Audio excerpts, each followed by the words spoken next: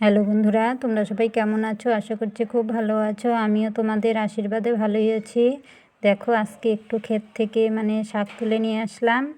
এই দেখো, এখানে আছে ডাঁটা শাক আর মূলা শাক, আর বেগুনও কয়টা তুলে নিয়ে এসেছি।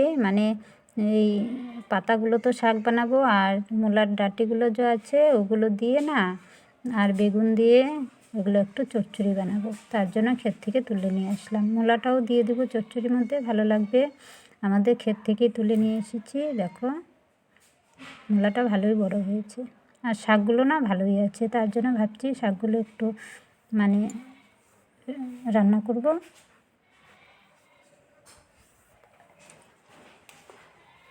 আর শাক খেতে তো জানোই সবার ভালো লাগে, তার জন্য আমি সহজে শাক ফালাই না, আমি শাকগুলো রান্না করে খাই।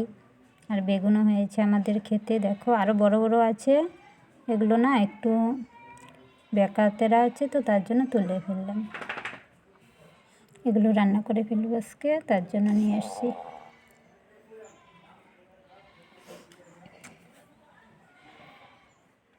দেখো, আর অল্প পালং শাকও উঠিয়েছি। দেখো, পালং পাতাগুলো কি সুন্দর। আলু পাতা তুলেছি, আমাদের ক্ষেত থেকে তুলেছি আলু পাতা। এখনও কিন্তু আলু হয়নি। দেখো, আমি শাক তুলে ফেলেছি, কারণ আমরা না শাকের জন্যই লাগিয়েছি। দেখো, এখানে মূলা শাক আছে, ডাঁটা শাক আছে, পালং শাক, তারপরে হলো আলু শাক। এগুলো মিশিয়ে রান্না করব। আলু গাছগুলো আলুগুলো তোমাদের দাদাভাই লাগিয়ে দিয়ে গিয়েছিল। এখন আলু গাছগুলো ভালোই বড় হয়েছে, তার জন্য সব গাছ থেকে এক দুটা করে পাতা তুলেছি। এই দেখো, আমাদের ফুল গাছগুলো বেশি ফুল ফুটতেই পারে না। আমরা প্রতিদিন তুলে পূজা করি, আমাদের তো পূজাতে লাগে। আর আমাদের যে রাস্তার পাশে এত ফুল গাছ গেড়েছি, এগুলোর মধ্যে না ফুল ফুটতেই পারে না। ফুল ফুটলে আমরা তো উঠাতেই পারি না, এত সকালবেলা উঠি না। কে যেন সকালবেলা আসে আর ফুলগুলো সব তুলে নিয়ে যায়, বুঝতেই পারি না। এত সকালে উঠে যদি দাঁড়িয়ে থাকি তাহলে তো দেখা যায়, এখন উঠতেও পারি না, দেখতেও পারি না। দেখো, আমাদের গাছে পেঁপে হয়েছে, পেঁপেগুলো বড় বড় হয়েছে। এর আগেও কয়েকদিন পেরেছি, এগুলো আরেকটু বড় হোক, এখনও বাড়তি হয়নি।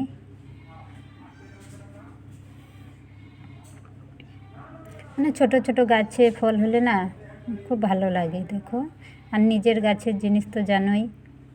এই দেখো, আলু গাছগুলো না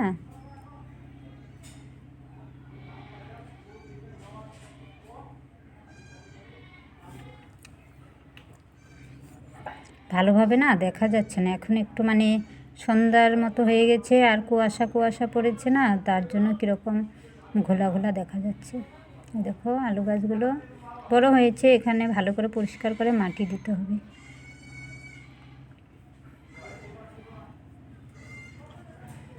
এই দেখো, এখন একটু চলে আসলাম বেগুন খেতে, তোমাদের একটু গাছের বেগুনগুলো একটু দেখাই।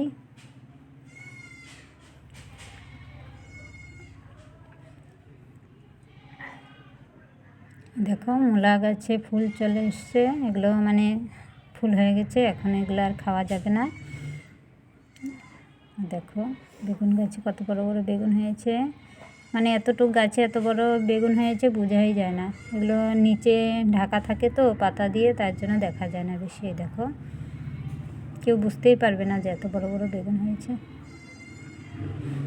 আজকে একটা উঠাবো, কারণ কি আজকে একটা না, আমি বেগুন পোড়া খেতে ভীষণ ভালোবাসি, তার জন্য ভাবছি আজকে একটা নিয়ে পোড়া করব। কারণ কি এটা না একদম তেলতেলা সোজা আছে, এটার মধ্যে পোকা হবে না। আর বেগুন পুড়লে তো পোকা থাকলে সেই খারাপ লাগে, ঘৃণা লাগে, খেতে ইচ্ছা করে না।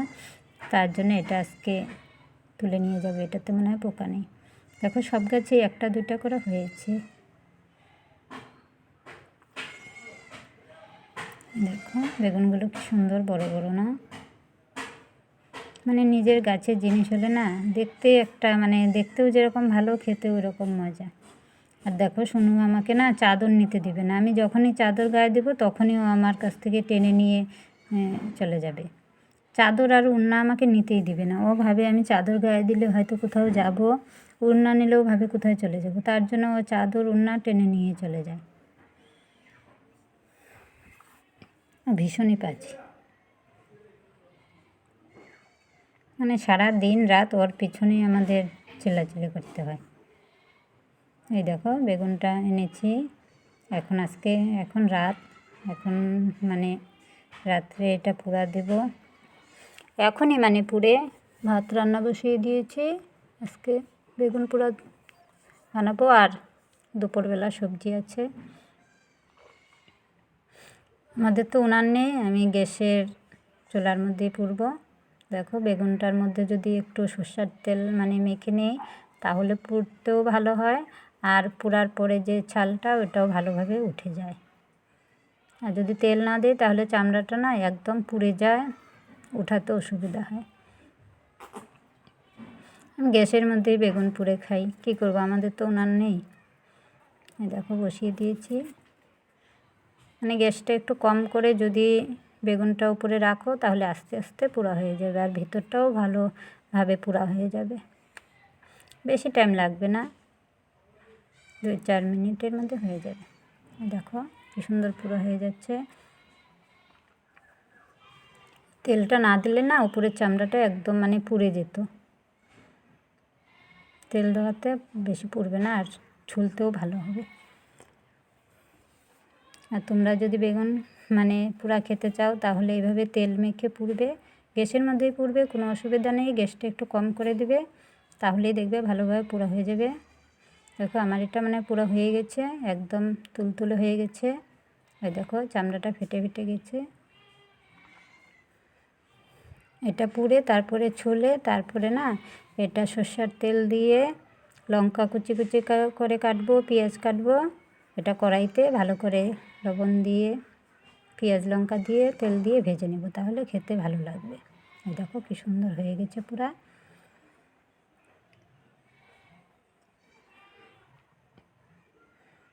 দেখো ছুলতেও কি সুন্দর মানে সুবিধে হচ্ছে। দেখো একটুকু আটকায় না, তেল দেওয়া না তার জন্য উঠে পড়ে।